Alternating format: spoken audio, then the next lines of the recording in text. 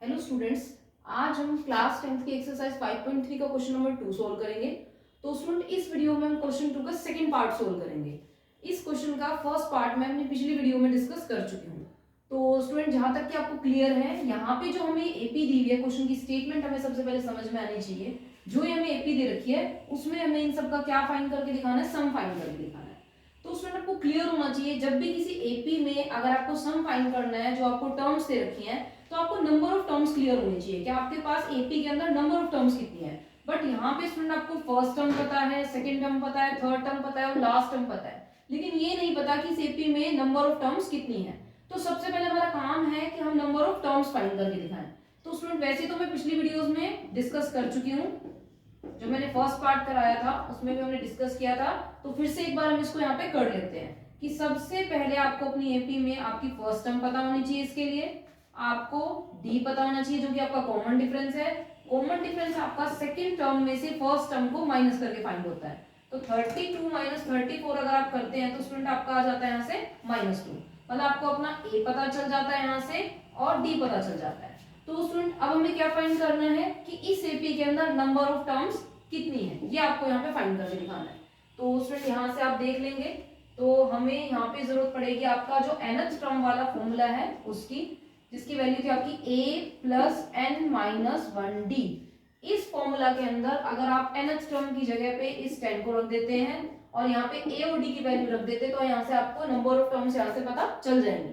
तो स्टूडेंट इस फॉर्मूला के बेस पे हम अपनी एक्सरसाइज 5.1 और 5.2 सोल्व कर चुके हैं, जिसमें आपको एपी की टर्म्स फाइंड करके दिखानी होती थी। मतलब अगर आपको दे रखा है कि 5th टर्म निकालिए, 7th टर्म निकालिए, 10th टर्म निकालिए, तो यहाँ से आप कोई भी एपी की टर्म निकाल सकते हैं। लेकिन इस बार हमें ये वैल्यू पता है, लेकिन आपको निकालना क्या है कि नंबर ऑफ टर्म्स एपी के अंदर है कितने।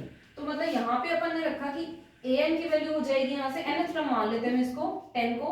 यहाँ से a की वैल्यू आपको गिवन है, which is equals to 34। n की वैल्यू आपको फाइंड करनी है और d है आपका -2। तो यहाँ से 34 स्टूडेंट लेफ्ट हैंड साइड में ट्रांसफर हो जाता है, तो 10 minus 34 is equals to n minus 1 multiply by -2। ये आ जाता है स्टूडेंट आपका माइनस का 24 which is equals to n minus 1 multiply by -2। तो स्टूडेंट यहाँ से हम इसको हटा लेते हैं। ईपी की वैल्यू आपको क्वेश्चन में भी गिवन है, आपको यहाँ पे n की वैल्यू फाइंड करनी है। तो ये आ जाता है स्टूडेंट आपका माइनस का 24 is equals to n minus 1 multiply by -2।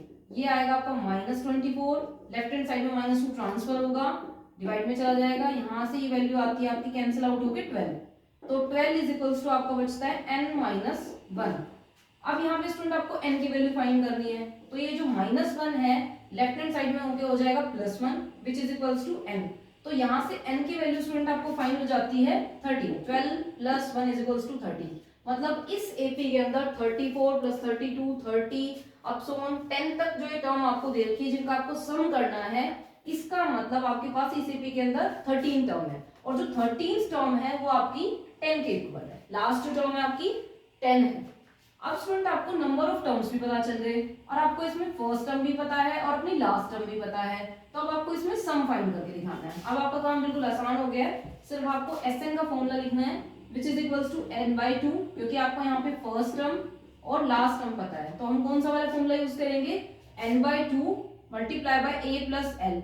a आपको डिनोट करता है फर्स्ट टर्म से और l करता है लास्ट टर्म से, और n की वैल्यू स्टूडेंट आपको यहाँ पे पता है विच इज इक्वल्स टू 13 और a की वैल्यू आपकी 34 और l की वैल्यू है 10। तो ये आपका इक्वल आ जाता है 13/2 मल्टीप्लाई बाय 44, 34 प्लस 10, और ये कैंसिल आउट होके होता है स्टूडेंट यहाँ से 22 और 13 और 22 मल्टीप्लाई करके देता है आपको 286।